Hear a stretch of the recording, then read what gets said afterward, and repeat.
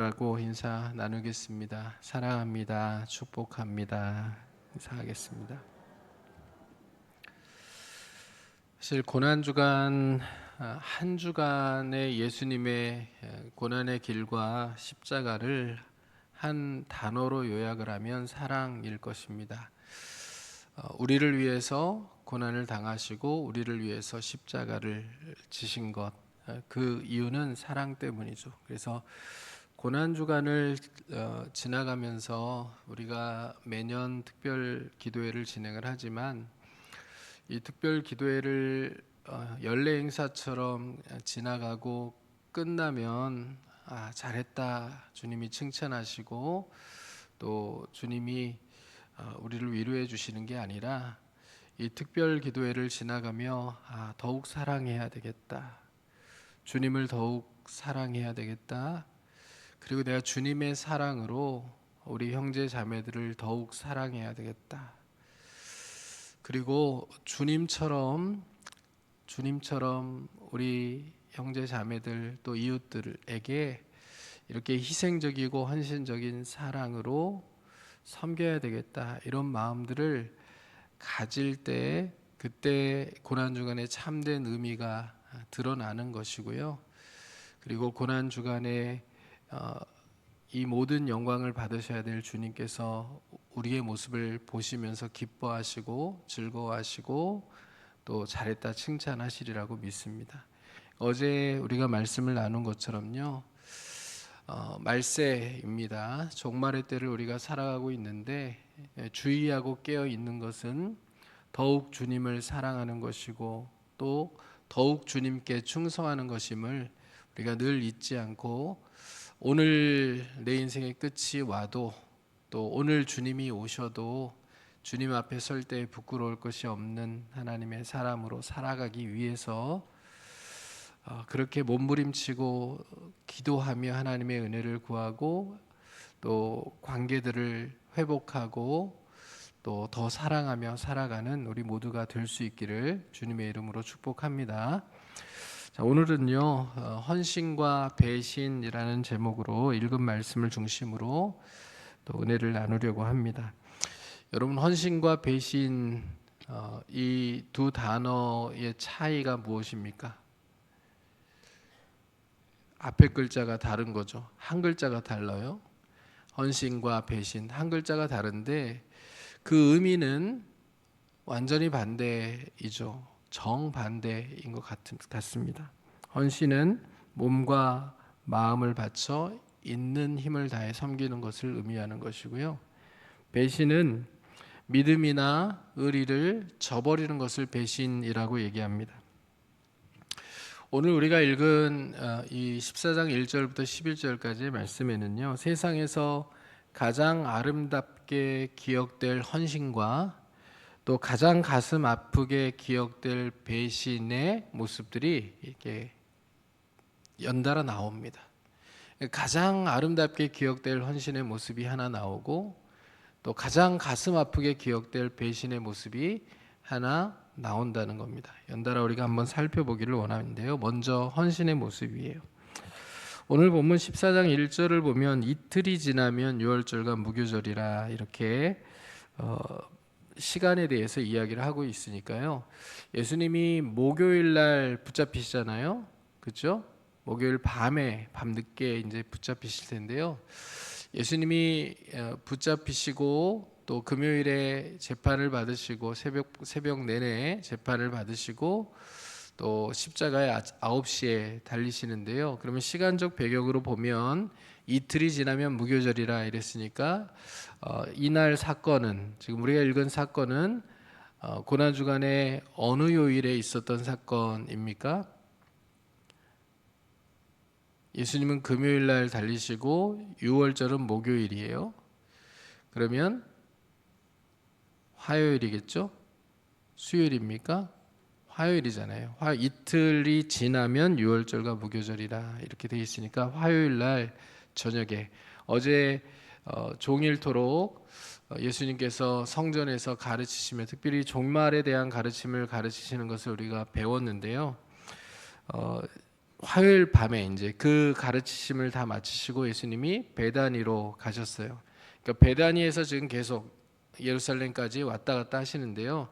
베다니에서 예루살렘까지의 거리는 한 2, 3km 정도 돼요. 그래서 왔다 갔다 하시면서 예수님께서 아침에는 예루살렘으로 오셔서 가르치시고 또 저녁 때쯤 돼서는 베다니로 들어가 쉬시는 그런 일정들을 가지셨는데, 이날은 화요일 저녁에 예수님을 위한 잔치가 베다니에서 열렸습니다. 베다니 하면 딱 생각나는 사람들이 있어야 되는데, 베다니 하면 생각나는 사람들이 여러분 있으십니까? 누구 있죠? 예, 베다니에 예수님이 친구라고 부르신 나사로가 있었고요. 나사로의 동생 마르다와 마리아가 베다니에 살고 있었잖아요. 그러니까 이 베다니에 이 삼남매가 있었는데, 이 삼남매의 집에서 예수님이 거하셨던 것 같아요. 근데 잔치는 지금 삼남매의 집에서 벌어지는 게 아니라 오늘 본문을 보면 3절에 베다니 나병 환자 시몬의 집에서 예수님을 위한 잔치가 벌어진 것 같아요. 그때 한 여자가 매우 값진 향유 곧 순전한 나드 한 옥합을 가지고 와서 그 옥합을 깨뜨려 예수의 머리에 붓는 그런 사건이 일어나게 됩니다. 굉장히 중요한 사건이 일어나게 되는데요. 오늘 이제 우리가 읽은 마가복음에서는 한 여자라고 언급이 되어 있고, 이 마가복음은 사복음서 가운데 가장 먼저 쓰여진 성경이거든요. 마가복음이 한 여자라고 표현하고 있는 대신에 다른 복음서에서는 마가복음보다 이 상황들을 조금 더 상세하게 묘사를 해요. 마가복음은 간략하게 가장 먼저 쓰여진 복음서답게 간략하게 상황들을 설명하고 지나간다면, 다른 복음서들은 마가복음을 참조로 하여 그 상황들을 조금 더 풍성하게 묘사를 하는 특징들이 있거든요. 그래서 마가복음에서는 한 여자라고 표현되고 있는 이 여인을 요한복음에서는 마리아였다라고 분명히 그 이름을 밝혀주고 있습니다. 이 마리아는 어떤 마리아일까요? 아까 베다니 하면 생각나는 사람들 있다 그랬죠? 나사로와 마르다와 마리아, 그 마리아예요. 그러니까 나사로의 동생 마리아가 예수님 앞에 나와서 향유를 깨뜨려 예수님의 어디에 부었어요? 머리에 부었어요. 그러니까 마가복음에는 머리에 부었다고 나와 있고, 요한복음에는 발에 향유를 붓고 머리털로 닦았다 이렇게 되어 있거든요. 자, 그러면 어떻게 이해를 할 수 있죠? 복음서의 내용들이 막 서로 다른 걸까요? 자, 하나의 종합을 해보면 이렇게 이해를 할 수 있어요. 자, 머리에다가 부은 향유가 향유옥합 향유옥합을 다 깨트려서 부은 거잖아요. 그러니까 이것도 마찬가지예요. 여기에는 지금 마가복음에는 향유옥합 하나 이렇게 이제 되어 있는데, 요한복음을 보면 향유 한 근이라고 되어 있어요. 향유옥합 그 양이 한 근이라고 되어 있는데, 한 근이라고 되어 있는 단어가 리트라라고 되어 있는 단어거든요. 단위거든요. 0.5리터를 의미해요. 그러니까 향유 옥합이 몇 리터짜리예요? 0.5리터짜리. 0.5리터가 몇 밀입니까? 500ml. 500ml짜리 향유를 통째로 깨뜨려서 예수님의 머리에 부은 거예요. 그러면 머리에 부은 그 향유가 흘러내렸겠죠? 쭉 흘러내렸겠죠? 흘러내려서 옷에도 젖겠고요. 그리고 머리에 부었으니까 유대인들의 옷이 통짜 옷이니까요. 몸을 타고 발까지 흘러내렸을 가능성이 굉장히 높죠. 그것을 요한복음에는 발에 향유를 붓고 머리털로 발을 닦았다 이렇게 표현하고 있는 것이라고 우리가 이해할 수 있을 것 같아요. 그러면 한번 생각해 보자고요. 예수님이 이날 저녁에 목욕을 하셨을까요? 생각 안 해보셨죠? 유대인들이 물이 귀한 지역에 살아가는 이 사람들이 우리처럼 매일같이 샤워를 하는 그런 문화를 가지고 있는 그런 데서 살고 있는 사람들이 아니거든요. 그러니까 발은 더러워지면 먼지를 떨어내기 위해서 씻지만 목욕을 날마다 하진 않아요. 옷을 매일 빨진 않습니다. 그러면 향유 한 근을 통째로 깨뜨려서 머리에다 부었으면 옷에도 그 향유가 다 젖었겠고요. 몸을 타고 흘러내린 모든 향유들이, 그렇죠? 향유가 다 젖어 있을 텐데 이 향이 얼마나 진하게 풍겼을까요? 제가 오늘 말씀을 전하기 위해서 어제 아침에요. 이 말씀을 이제 다듬으면서 향수를 뿌려봤어요. 제 몸에다가. 향수를 안 뿌리는데 일부러 향수를 뿌려봤어요. 근데 지금도 향수가 나요, 냄새가. 저는 샤워를 했거든요. 그런데도 향수 냄새가 은은하게 나요. 근데 제가 어제 향수를 한 통을 다 뿌렸을까요? 아니에요. 그냥 칙칙 뿌려서 그냥 뿌리는 방식으로 어제 뿌려봤는데 지금도 향이 나거든요. 근데 한 통을, 그리고 이 값비싼 향유를 다 그냥 머리에다가 부었으면요, 아마 예수님이 지나가시는 그 장소마다 굉장히 진한 향이 배어났으리라고 생각해요. 예수님이 십자가의 길을 가시잖아요. 이제 조금 있으면 십자가의 길을 걸어가실 때 이틀 지났는데 저는 이틀 동안 이 향유 냄새가 다 빠지지 않았을 것 같아요. 왜냐하면 몸에 배었기 때문에. 예수님이 그날 저녁에 분명히 목욕을 하지는 않으셨을까? 유대인의 문화로 보면. 그러면 옷을 빨지 않고 목욕을 하지 않은 그런 상태에서 예수님이 가시는 곳마다 진한 향이 배어나는, 사실 십자가의 길은 고난과 슬픔의 길인데요, 그 고난과 슬픔의 길에 예수님이 걸어가시는 길마다, 우리가 이제 천주교에서는 비아 돌로로사 이렇게 얘기하잖아요. 예수님이 첫 번째 넘어지신 곳, 두 번째 넘어지신 곳, 이렇게 이제 헤아리는데 그 길들마다 예수님의 몸에서 풍겨 나오는 향유가 그 냄새가 배어 나왔을 거라고 저는 생각해요. 어찌 됐건요, 이 여인은 향유 옥합 한 향유 옥합을 완전히 깨뜨려서 예수님께 붓는 헌신을 드립니다. 성경을 보니까 이 향유의 가격이 300데나리온 정도 됐다라고 얘기해요. 300데나리온은 한 사람의 1년 연봉입니다. 그러면 나사로의 집이 부자였나? 이렇게 생각하실 수 있겠지만 사실 이 당시 처녀들의 로망이 이 향유를 통하여서 재테크를 하는 거거든요. 그러니까 향유가 북인도에서 생산되는 그 지방에는 없는 수입산이에요. 굉장히 고가의 향유인데 이거를 한 통씩 살 수 있는 능력을 가진 사람은 많지 않으니까요, 이 향유를 조금씩 사서 모으는 거예요. 계속 조금씩 사서 모으는 겁니다. 나중에 혼수로 쓰려고, 나중에 혹시 필요할 때 요긴하게 사용하려고 그것을 처녀들이 모아두는 것이 그 당시에 문화였다고 해요. 그러니까 향유를 조금씩 사서 모으는 거예요.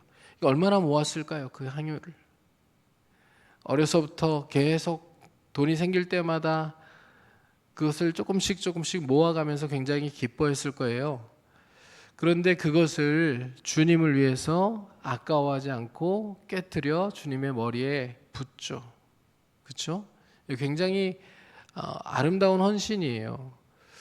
그런데 그 모습을 주변에서 지켜보던 사람들이 어떻게 반응하는가, 우리가 그 모습을 좀 살펴볼 필요가 있는데요, 오늘 본문을 보면 4절에 이렇게 기록되어 있어요. 어떤 사람들이 어떻게 했어요?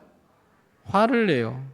그리고 서로 말하되 어찌하여 이 향유를 허비하는가, 이렇게 얘기하고 5절을 보면 이 향유를 300데나리온 이상에 팔아 가난한 자들에게 줄 수 있었겠도다 하며 그 여자를 책망하는지라. 이 마리아가 지금 야단 맞을 짓을 했습니까? 여러분 한번 생각해 보세요. 이 마리아가 지금 한 일이 야단 맞을 짓을 한 겁니까?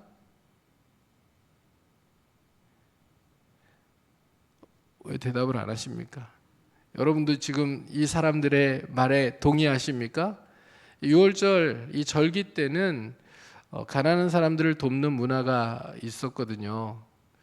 그러니까 절기 때니까 우리도 이제 예전에 그랬잖아요. 추석이나 설 되면 인심을 베푸는 것, 그것을 관습으로 삼았듯이 마찬가지로 6월절 절기 때는 받은 은혜에 감사해서 은혜를 베푸는 것, 가난한 사람들을 돕고 섬기는 일들이 관습이었단 말이에요. 그러니까 이 향유를 예수님께 붓지 말고, 이게 300데나리온이 되는 굉장히 비싼 향유니까 이걸 팔아가지고 가난한 사람들을 도와줬으면 얼마나 좋았겠느냐, 이런 논리잖아요. 그런데 중요한 건 그거예요. 자기들끼리는 그렇게 말할 수 있어요. 서로 말하여 이르되 이건 괜찮아요. 그렇게 말할 수 있죠. 그런데 이게 책망할 일입니까? 이 여인을? 이 여인이 자기에게 가장 귀한 향수를 예수님께 부을 수 있는 자유가 있고요. 그리고 그것을 팔아서 가난한 사람들에게 나눠줄 수 있는 자유가 있잖아요. 이건 이 여인의 것이고, 여인의 것을 가지고 이 여인이 주님을 섬기겠다고 주님께 드린 건데, 그것에 대해서 책망할 수 있는 권한이 이들에게 있냐고요. 여러분, 오늘 마가복음은 어떤 사람들이 이렇게 표현하고 있지만, 요한복음에는 제자들 중에서 가룟 유다가 화를 낸 것으로 분명히 표현하고 있습니다. 그러니까 마태복음을 보면 제자들이라고 얘기하고 있고, 오늘 마가복음은 어떤 사람들이라고 얘기하고 있고, 요한복음은 이 사건에 대해서 제자들 중에서 대표로 가룟 유다가 예수님께 말을 한 것으로 이야기를 합니다. 이 이야기는 가룟 유다가 한 말이에요. 어떤 사람들이 화를 내어 서로 말하되, 자기들끼리 얘기했겠죠. 그런데 실제 그 얘기를 이 여인에게 내뱉고 책망한 것은 가룟 유다라는 얘기예요. 그러면서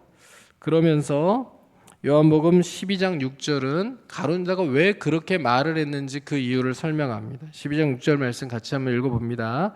이렇게 말함은 가난한 자들을 생각함이 아니요, 그는 도둑이라 돈꾀를 맞고 거기 넣는 것을 훔쳐 가미러라. 자, 가룟 유다가 이렇게 말한 이유는 뭐예요?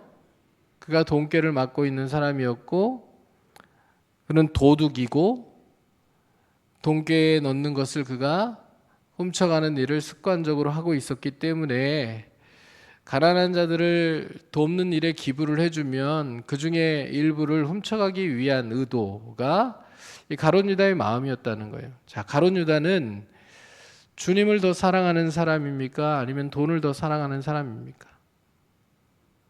분명하게 보이죠. 근데 제자들은요. 제자들 사실 같은 마음이었거든요. 돈을 훔쳐가기 위한 의도는 아니었지만 제자들도 이게 낭비라고 생각했어요. 허비하는 일이라고 생각했다고요. 가난한 사람들에게 나눠주는 게 더 좋겠다. 물론 주도를 가룟 유다가 했을 수는 있습니다. 그러나 제자들도 동조를 했단 말이에요. 제자들도 예수님께 이 향유를 붓는 이 여인을 칭찬하지 않았어요. 책망했죠. 여러분, 우리가 만일 이 잔치에 이날에 거기에 있었다면 우리는 이 여인의 행동을 보고 어떻게 말을 했을까요? 내가 만일 이 자리에 있었다면 어떻게 했겠다, 한번 여러분 생각해 보세요. 어제 제가 손을 들어보라고 이렇게 했더니 새벽부터 손 들라고 했다고 아내한테 혼났거든요. 근데 오늘도 지금 손을 들어보라고 하고 싶은 생각이 들지만 오늘은 참겠습니다. 칭찬하실 분이 있으시겠지만 거의 우리 중 대부분이 제자들과 같이 책망하는 일에 동참했을 수 있다라고 저는 생각합니다. 왜요? 사람들이요, 돈에 민감하기 때문에 그렇습니다. 돈 문제만 나오면 눈빛이 달라집니다. 돈 문제만 나오면 같은 사람이 아닐 때가 있어요. 달라질 때가 되게 많아요. 우리도 계산이 굉장히 빠른 사람들이고 물질에 예민한 사람들이기 때문에 돈 문제로부터 자유롭지 않죠. 그래서 돈 문제가 나오면 순수한 마음을 그대로 받아주기가 어렵고, 또 선한 마음과 행동을 있는 그대로 받아주며 칭찬하기가 어려운 것이 사람들의 속성이라는 얘기예요. 그런데 여러분, 우리가 기억할 필요가 있습니다. 성경은 이렇게 돈을 사랑하는 것이 일만 악, 모든 악의 뿌리라고 이야기하고 있다는 거예요. 사실 지금 제자들이 갖는 마음이나 가룟 유다가 갖는 마음, 이건 다 돈을 사랑하기 때문에 생겨나는 마음들이거든요. 제자를 지금 이 여인을 책망하는 것은요, 진짜 가난한 사람들에게 저 돈을 나눠줬으면 좋겠다 그런 마음보다는요, 이 여인의 선한 행동들을 폄하하는 거예요. 평가절하하는 거예요. 마치 정말 좋은 행동을 했는데 나쁜 행동을 한 것처럼, 어리석은 판단을 하고 행동을 한 것처럼 그 행동에 대해서 평가절하하고 있는 겁니다. 돈을 더 사랑하기 때문에 그렇죠. 사실 세상에서 일어나고 있는 일들이 그래요. 거짓말하는 거, 사기치는 거, 폭행, 간음, 살인, 도박, 이런 모든 죄악들이 돈을 사랑하는 데서 비롯됩니다.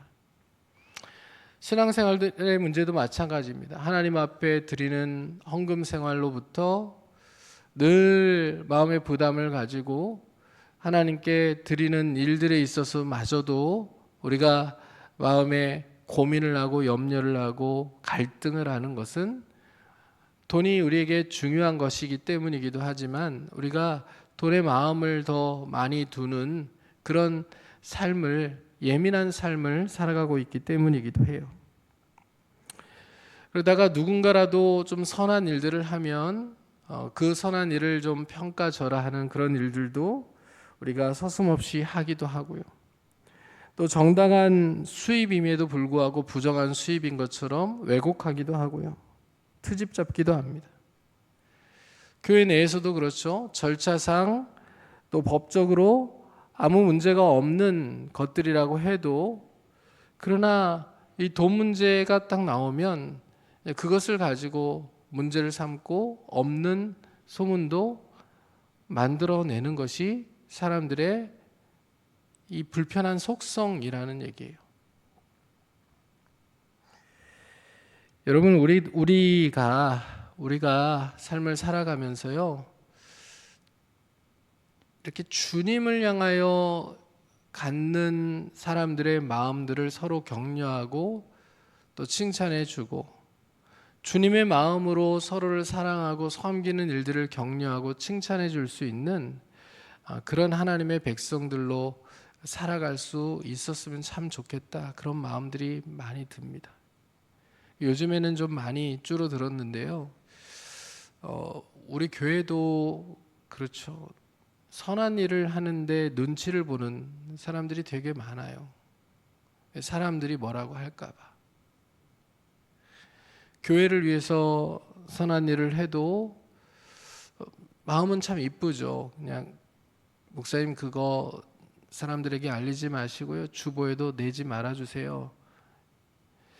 그냥 정말 오른손이 한 일을 왼손이 모르게, 왼손이 한 일을 오른손이 모르게 선한 일을 하려고 하는 그런 마음이면 참 너무나도 감사하고 귀한 거지만, 그래서가 아니라요, 사람들이 알면 뭐라고 할까 봐. 그것 때문에 말하지 않도록 하는 경우들이 되게 많았어요. 한 번은 제가 그런 말씀을 드린 적이 있어요. 그러니까 저희한테 이렇게 조그마한 그 것들을 이렇게 주실 때에도, 또 이렇게 김치라도 담아 주실 때에도 주변 사람들이 보면 뭐라고 할 것 같아서 어디다가 이렇게 숨겨놓을 테니까 하여튼 목사님 남들 모르게 조용히 가지고 가세요. 저기 그 엘리베이터 어디 밑에 뭐 이렇게 감춰놨어요. 저기 찬양대 옷장 어디에다가 뭐 넣어놨어요. 그럼 그런 마음이 드는 거죠. 왜 그럴까? 오히려 그게 권해야 되는 거 아닌가? 좋은 일들, 나누는 일들, 우리 교육자들에게 또 뭘 해도 또 간식이라도 한번 사가지고 오셔도 또 알려질까봐 그게 마음이 막 불편한, 조마조마한 그런 모습들은 이게 주변 사람들이 그걸 보면서 잘 보이려고 그래, 뭐 평가절하하고 오히려 그것을 보면서 뭐라고 자꾸 한마디씩 하니까 그것이 듣기가 불편해서 하는 말들이잖아요. 사실 저는 교회에서 이런 문화가 완전히 사라져야 된다고 생각해요. 잘한 일이고 선한 일이고 섬기는 것이 하나님이 기뻐하시는 일이고 또 귀한 일이면 도전을 받아야죠. 적어도 내가 그렇게 할 수가 없다고 하면 그러면 그 사람이 한 행동에 대해서 칭찬은 할 수 있어야 되잖아요. 근데 그게 비방거리가 되고 평가절하하는 이야기가 되고 그게 교회의 보편적인 정서가 되면 이건 굉장히 심각한 문제라고 생각해요. 지금 많이 사라져서 완전히 사라지진 않았지만 아마 완전히 사라지는 건 주님 오시는 날까지 안 될 거라고 생각하지만 왜냐하면 사람들이 다 변하지 않으면 그렇게 되지 않잖아요. 교회라는 공동체는요, 주님 오시는 날까지 알곡과 가라지가 공존할 거예요. 주님이 공동체 안에 알곡도 있고 가라지도 있지만 가라지를 뽑는 일에 열심을 내라고 그렇게 말씀하지 않거든요. 내버려 두라고 하죠. 왜냐하면 가라지를 뽑으려다가 알곡도 뽑아버리는 경우들이 많기 때문에. 그렇죠? 이게 이런 이야기예요.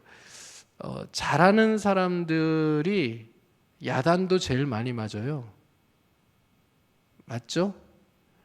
새벽에 여러분들 계속 지금 나오시는데 제가 새벽 예배 안 나오는 분들을 향해서 여러분들에게 야단을 칠 수 있잖아요. 나온 사람들만 야단 맞는 거예요, 계속.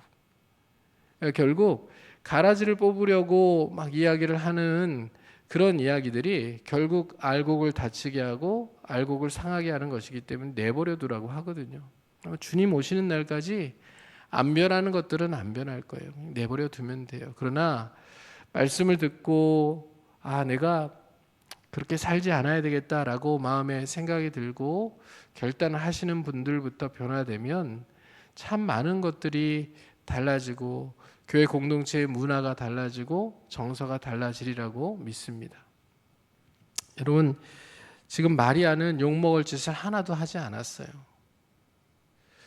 오히려 성경학자들이 아직도 의견이 분분한데요. 마리아가 예수님의 장례를 준비한 것이었겠다. 아니, 마리아는 모르고 했을 건데 예수님이 거기에 의미를 부여하신 것이다. 이게 의견이 분분한데요. 저는 좀 반대쪽으로 한번 생각해 봤어요. 이제껏 또 설교하고 말씀을 전하면서 몰랐을 것인데 예수님이 거기에 의미를 더하셨다. 이렇게 가르치기도 하고 또 여러분들에게 설명을 해드리기도 했는데 또 반대로 반대학자들의 이야기들을 귀 기울여서 말씀을 곰곰이 들여다보니까요. 이 마리아는 말씀 듣는 걸 참 좋아했던 여인이거든요. 예수님이 마리아의 집에서 식사하실 때에도 마르다가 식사 준비, 유명한 이야기잖아요. 마르다는 식사 준비를 하고 마리아는 예수님의 발 앞에서 앉아서 예수님의 말씀 듣는 것을 막 즐겨 하잖아요.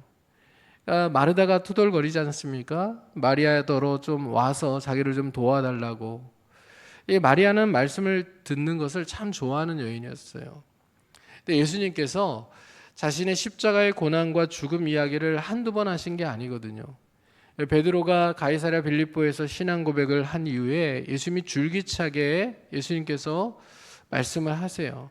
마가복음에만 3번 기록되어 있는데 3차례라고 기록되어 있는데 사실 더 많이 더 자주 예수님 말씀하셨을 거라고 저는 생각해요.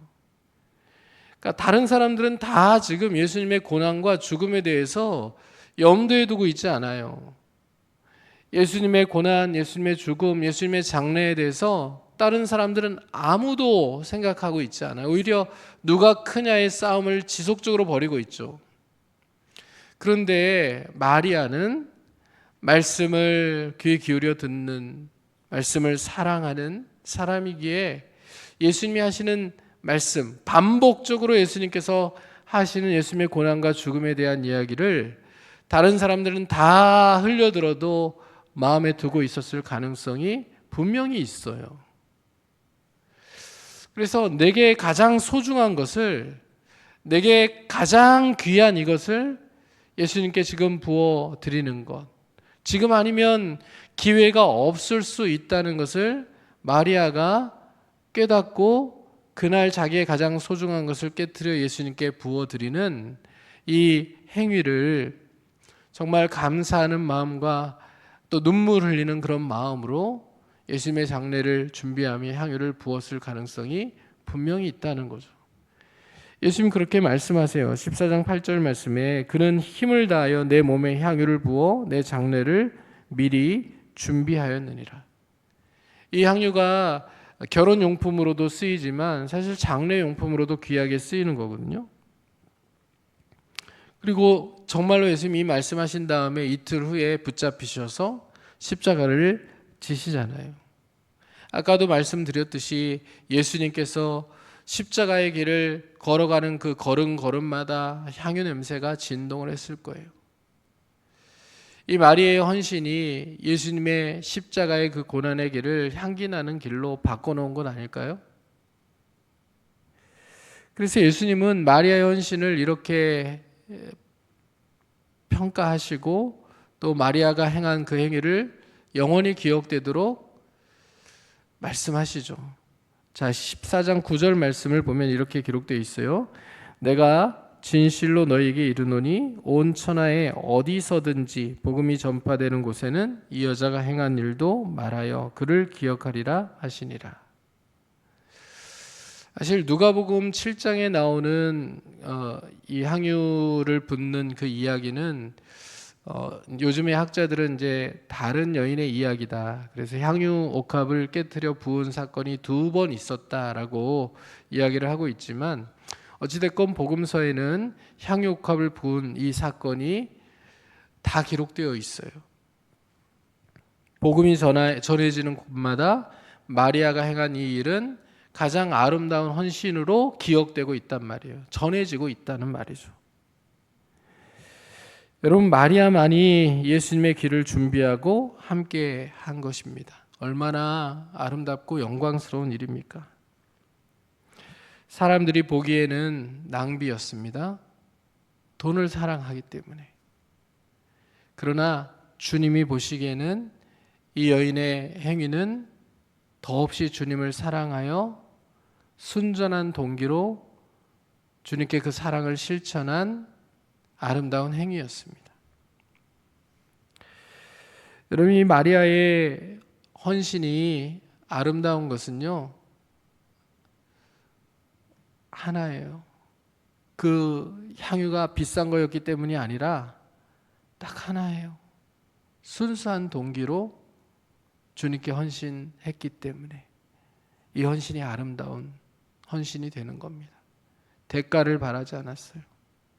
내가 이 향유를 붓고 주님 앞에 내게 있는 가장 귀한 것을 드리면 주님이 기뻐하셔서 내 인생을 더 축복해 주시겠지, 내게 더 좋은 것을 주시겠지, 내게 다른 어떤 것들을 허락해 주시겠지, 내 인생의 진로를, 내 인생의 무엇을 도와주시겠지, 이런 마음이 전혀 없어요. 전혀 없어요. 대가가 기대되는 그런 행위가 아니라고요.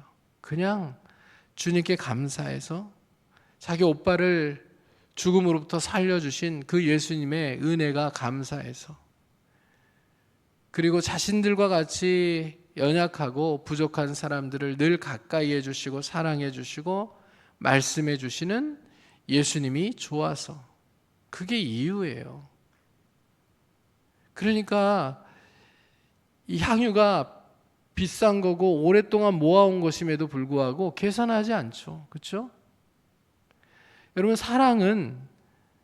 진짜 사랑은 계산하지 않는 거예요. 여러분, 부모가 자녀를 사랑하는데요, 계산적으로 사랑하지 않잖아요. 계산적으로 사랑하면 자녀들을 어떻게 키웁니까? 자녀 하나를 키우는데 양육하는 비용이 얼마나 듭니까, 평생? 그런 걸 계산하면 자녀를 양육할 수가 없잖아요. 요즘에 젊은 세대들, 우리나라가 저출산 국가잖아요. 근데 나라의 정책이나 모든 시스템이나 이런 것들이 제대로 갖추어지지 않아서 젊은 사람들이 결혼도 기피하고 또 출산도 기피하는 현상들이 일어나고 있는데요. 그러나 결혼하고 출산을 하면요, 이 아이를 양육하는 일에 있어서 다 쏟아붓지 계산하지 않아요. 그렇죠? 계산하면 아이를 양육할 수가 없어요. 여러분, 우리가 주님을 사랑하는 일에 계속 실패하는 것은요, 자꾸 머릿속이 빨리 돌아가기 때문에 그래요. 계산이 빨리 이루어지기 때문에 그렇습니다. 사랑하면 계산하지 않는 겁니다. 사랑하면 대가를 바라지 않는 거예요.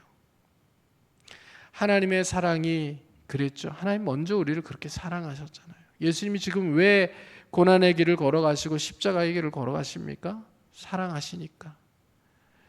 그래서 대가를 바라지 않으시니까. 우리를 위해 기꺼이 고난의 길, 십자가의 길을 가시는 거 아닙니까? 로마서 5장 7절과 8절 말씀에서 사도 바울이 이렇게 이야기를 해요. 같이 한번 읽어봅니다. 의인을 위하여 죽는 자가 쉽지 않고 선의를 위하여 용감히 죽는 자가 혹 있거니와 우리가 아직 죄인 되었을 때에 그리스도께서 우리를 위하여 죽으심으로 하나님께서 우리에 대한 자기의 사랑을 확증하셨느니라. 예수 그리스도께서 우리가 아직 죄인 되었을 때 우리를 위하여 죽으심으로, 십자가에서 죽으심으로 하나님의 사랑을 하나님께서 확증하셨다고 지금 로마서 5장 8절 말씀에 말씀하고 있는 거잖아요. 여러분, 이게 논리적으로 설명이 되는 일인가요? 논리적으로는 절대 설명할 수 없는 일입니다. 하나님이 나를 사랑하셔서 예수 그리스도를 십자가에 죽게 하신 것, 이건 논리적으로 설명이 불가능하잖아요. 내가 무엇이건데. 속의 생각이 늘 악할 뿐이고, 그렇죠? 사람이 그렇잖아요. 우리가 근본적으로 날 때부터 이기적이고 악한 본성을 가지고 태어난 사람들이라 평생 이것을 가지고 싸워가는, 말씀으로 성령으로 우리의 내면을 변화시키고 삶을 변화시키고 본성대로 이기적인 마음대로 살아가지 아니하고 말씀대로 주님이 기뻐하신 대로 삶을 살아가려고 평생 성화의 과정을 거쳐가는 그런 존재가 우리들이잖아요. 그러니까 우리가 아직 죄인 되었을 때 우리를 위하여 주님께서 십자가에 달려 죽으셨다는 것은, 이건 논리로는 설명이 안 되는 일이고요. 이건 사랑으로만 설명이 되는 일이에요. 하나님께서 계산하지 않는 사랑으로 우리를 먼저 사랑하셔서 구원하셨다. 그렇죠? 여러분, 그렇기 때문에 우리도 하나님을 그렇게 사랑해야 될 줄로 믿습니다. 또 그 사랑으로 우리가 형제 자매들을, 이웃을 그렇게 사랑해야 될 줄로 믿습니다. 여러분, 마리아와 제자들, 마리아와 사람들의 차이는요, 주님에 대해서 어떤 마음을 가지고 있었느냐, 바로 그것입니다. 주님이 가장 소중하고 중요한 존재로 삶에 있었는지, 아니면 주님보다 더 우선시하는 것이 있었는지, 그것이 마리아와 제자들의 차이를 만들었고 마리아와 사람들의 차이를 만든 거예요. 여러분, 우리가 평생 주님을 섬기며 살아가면서요, 머리가 너무 빨리 돌아가지 않는 순수한 신앙생활을 할 수 있었으면 좋겠어요. 주님께 드리면 주님이 뭘 해주시겠지가 아니라 주님이 나를 사랑하시니까, 주님이 정말 나 같은 사람을 지속적으로 사랑하시고 은혜를 지속적으로 베푸시고 구원해 주시고 또 영원한 천국까지 인도해 주시는데, 그 은혜가 얼마나 감사한지, 그것에 반응해서 정말 순수한 마음과 동기로 주님을 사랑하고 섬길 수 있는 그런 하나님의 백성들로 살아갈 수 있게 되기를 주님의 이름으로 축원합니다. 그래서 웩 선교회의 창시자인 C.T. 스터드 선교사는 이렇게 고백하거든요. 예수님이 하나님이시고 예수님이 나를 위해 십자가에서 죽으셨다는 것이 사실이라면 그분을 위해 드리는 나의 어떠한 헌신도 과하다 말할 수 없다. 이 고백을 가지고 평생 주님을 섬기며 살아가거든요. 주님이 나를 위하여 십자가에 달려 죽으신 것이 사실이라면 내가 주님을 위하여 드리는 어떤 헌신도 과하다고 얘기할 수 없다. 여러분, 우리가 동일한 고백을 가지고 남은 평생 살아가는 동안에 주님을 더욱 사랑하고 주님께 더욱 충성하고 주님께 더욱 헌신할 수 있는 하나님의 백성들로 살아갈 수 있게 되기를 주님의 이름으로 축복합니다. 두 번째 살펴볼 것은 배신입니다. 자, 이 얘기를 하면 이제 오늘 언제 끝나려고 그러나 생각이 드실 수 있는데요, 이 이야기는 길게 얘기할 필요가 없어요. 가룟 유다의 이야기입니다. 오늘 본문 10절과 11절을 보면 이렇게 기록되어 있어요. 같이 한번 읽어봅니다. 12 중에 하나인 가룟 유다가 예수를 넘겨주려고 대제사장들에게 가매 그들이 듣고 기뻐하여 돈을 주기로 약속하니 유다가 예수를 어떻게 넘겨줄까 하고 그 기회를 찾더라. 마태복음과 누가복음을 보면 은 30이에요. 은 30은 구약 성경에서는 사고로 소에게 바쳐 죽은 노예 한 명값, 이게 은 30입니다. 4개월치 임금에 해당되는 돈이에요. 아까 이 여인의 향유옥합은 1년치 연봉이고요. 지금 이 은 30은 4개월치 임금이에요. 근데 한번 생각해 봅시다. 예수님의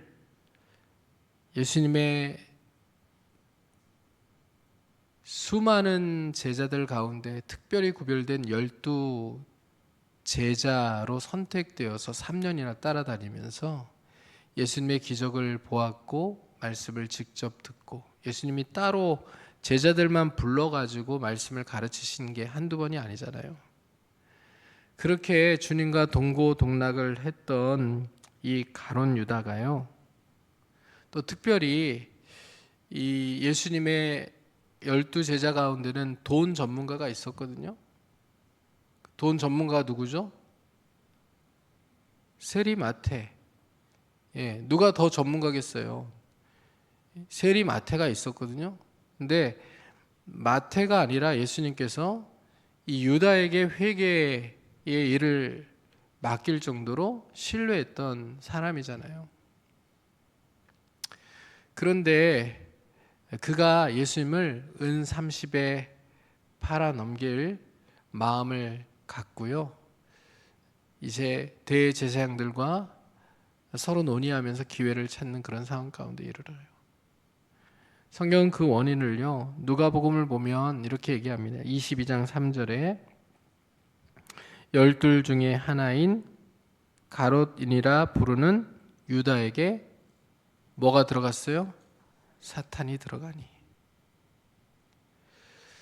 여러분, 가롯 유다가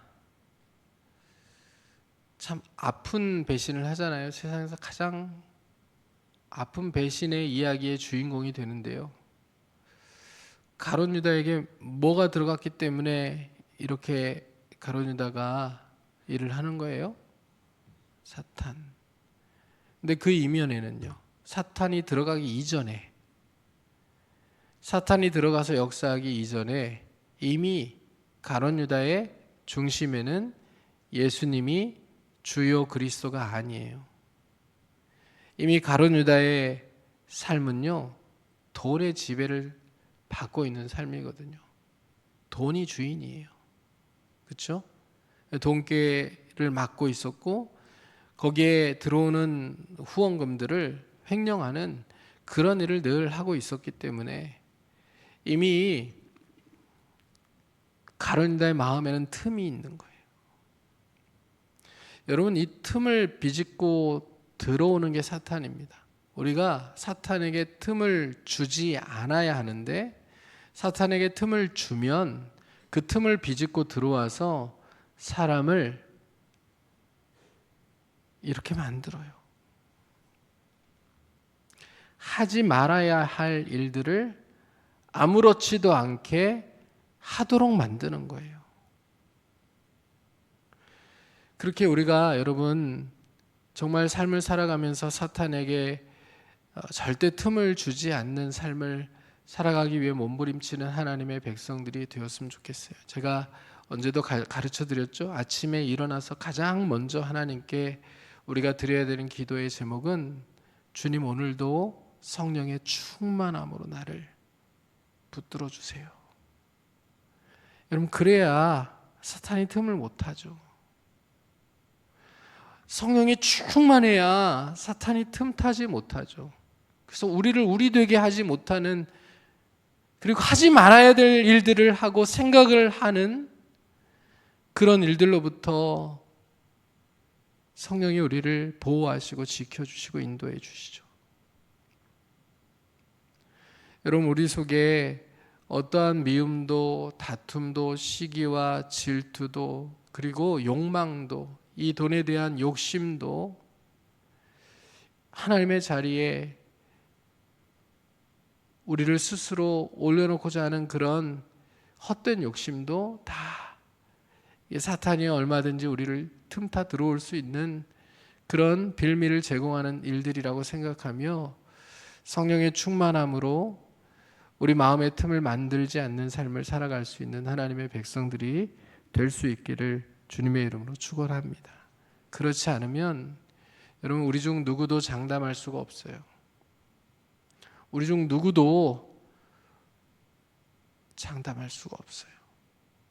우리도 가룟 유다처럼 될 수 있습니다.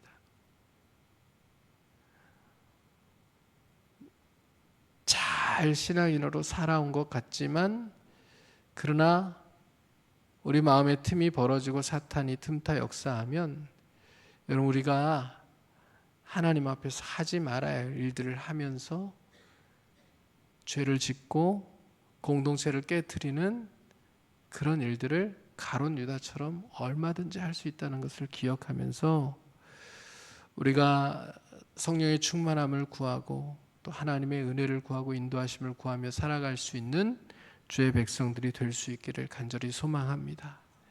여러분, 왜 마가가 이 가룟 유다의 이야기와 이 마리아의 헌신 이야기를, 헌신과 배신의 이야기를 나란히 연결해 놓았을까요?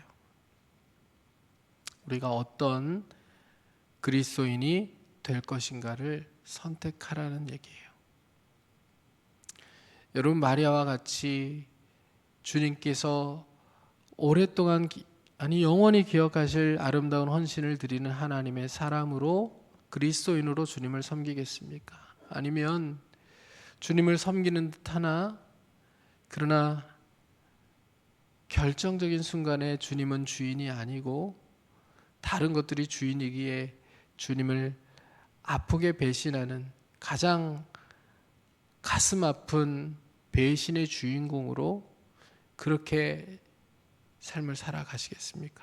선택하라는 거예요. 바라기는 여기 모인 우리 모두가 마리아와 같이 가장 귀한 것까지도 순수한 마음으로 대가를 바라지 않고 주님을 위해 기꺼이 내어 드릴 수 있는 그런 진정한 헌신자들, 주님이 기뻐하시는 하나님의 백성들로 승리하며 살아갈 수 있기를 주님의 이름으로 축원합니다.